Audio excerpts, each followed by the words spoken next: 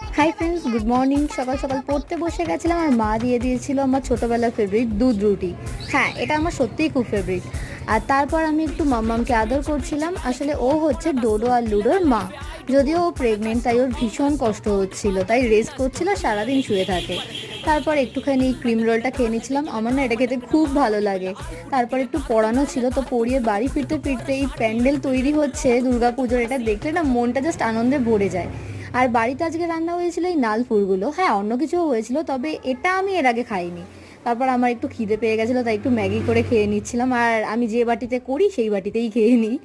তারপর দেখলাম হঠাৎ করে মেঘ হয়েছে আর অল্প ঝিরিঝিরি বৃষ্টিও হচ্ছে, তাই সঙ্গে সঙ্গে ছাদে চলে গেছিলাম আর সেটাকে ক্যাপচার করে নিচ্ছিলাম। কারণ এত সুন্দর হাওয়া দিচ্ছে, ছাদে না গেলে কি হয়। তারপর ছাদ থেকে সোজা নিচে নিচে এসে খাওয়া দাওয়া করে একটু রেস্ট নিয়ে সন্ধ্যাবেলা তাড়াতাড়ি চুলে একটু তেল দিয়ে নিয়েছিলাম। যাই হোক, টাটা।